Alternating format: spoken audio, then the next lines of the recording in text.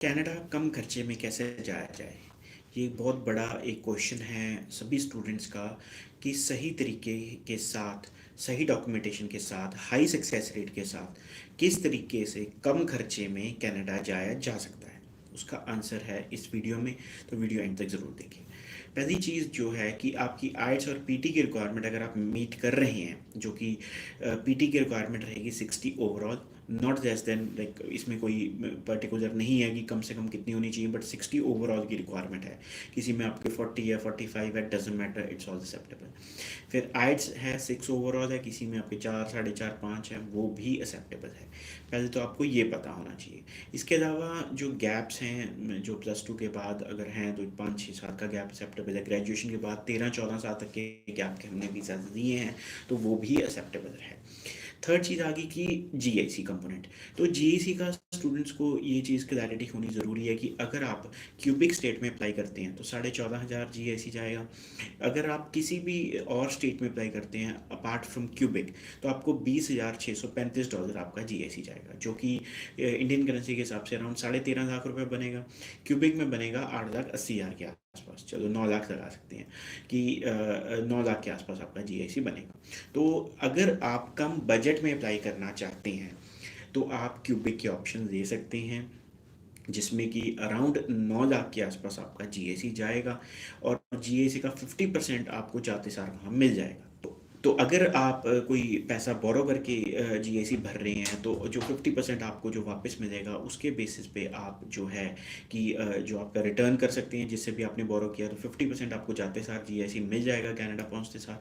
तो ये चीज़ आपके लिए सूटेबल रहेगी। इसके अलावा फ़ीस की बात करें तो क्यूबिक की जो फ़ीस है, अगर मिनिमम फ़ीस की बात करें तो अराउंड 3.5 लाख रुपए के आसपास शुरू हो जाती है क्यूबिक की फ़ीस। और जो कुछ अच्छे कॉलेजेस हैं वो लाइक 5-5.5 लाख तक भी चले जाते हैं, कि जो जिसमें अच्छा आपको कोर्सेज मिल जाते हैं। बट अगर बेसिक कोर्सेज की बात करें तो 3.5 लाख के आसपास आपको फ़ी स्ट्रक्चर शुरू हो जाता है।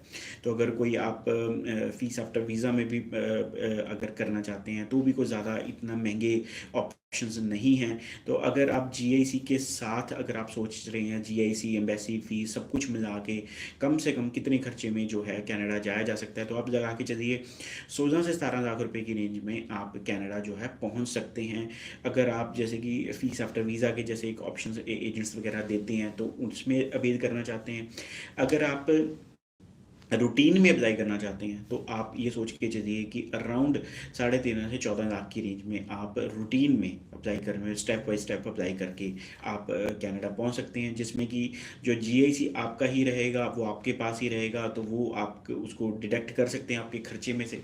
तो जो फीस का खर्चा रह जाता है वही आपको, और जो लाइक एम्बेसी फीस और लाइक जो सीए क्यू लेटर और बाकी चीज़ों का खर्चा, मेडिकल का खर्चा आ जाता है, तो वही अगर आप कैलकुलेट करें तो अराउंड 3.5 से 4 लाख रुपए आपके बिक में रूटीन में अगर अप्लाई करें, अगर पैकेज में अप्लाई करें या फीस आफ्टर वीज़ा में, अराउंड 7 से 8 लाख रुपए की रेंज में आपके खर्चे में आप कनाडा पहुंच सकते हैं, जिसमें कि 1 साल की फीस इंक्लूडेड होगी, नॉट जस्ट 6 मंथ्स।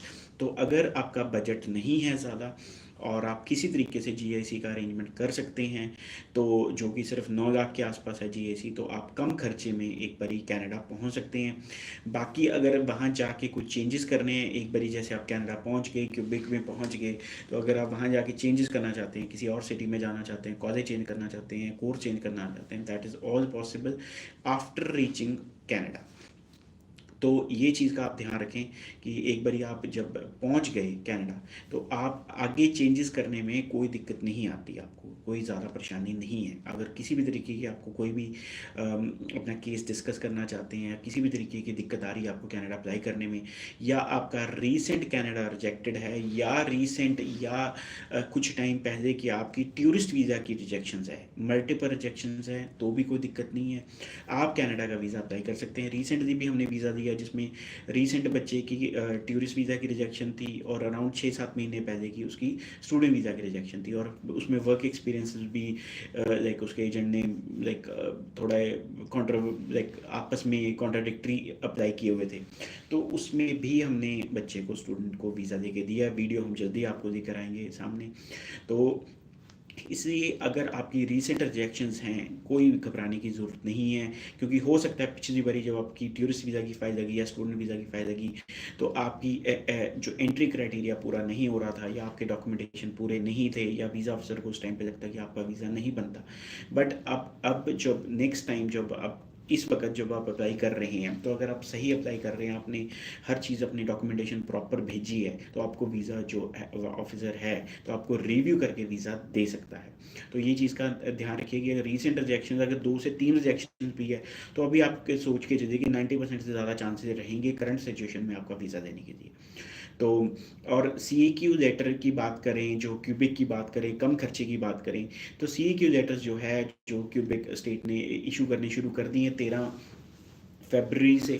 सो अगर आप सी ए क्यू लेटर अप्लाई करना है तो 3 हफ्ते का टाइम लग रहा है अभी सी ए क्यू लेटर में। सी ए क्यू लेटर भी आपको, और अलॉन्ग विद अटेस्टेशन लेटर मिलेगा। सी ए क्यू लेटर में ही अटेस्टेशन लेटर जो है वो भी साथ में ही मिलेगी, ताकि आप जो वीज़ा ऑफिसर को अप्लाई करने के लिए, अपनी वीज़ा एप्लीकेशन अप्लाई करने के लिए आपको दिक्कत नहीं है, तो जो अटेस्टेशन लेटर आपको बाकी स्टेट्स ने भी शुरू करनी है या फिर आपको वो रिक्वायरमेंट है वो अटेस्टेशन लेटर की, वो सी ए क्यू लेटर में आपको साथ साथ मिल जाती है। तो आपको कम खर्चे में क्विक अप्लाई करने के लिए और एक अच्छे लाइक स्टेट में जाने के लिए जिसमें ज़्यादा रश नहीं है, जहाँ जॉब अपॉर्चुनिटीज़ बेटर हैं, क्योंकि बहुत अच्छी स्टेट रहेगी जी आपके लिए, तो आप ज़रूर अप्लाई करें। इस चीज़ के ऑप्शन के लिए ज़रूर आप कंसिडर कीजिए।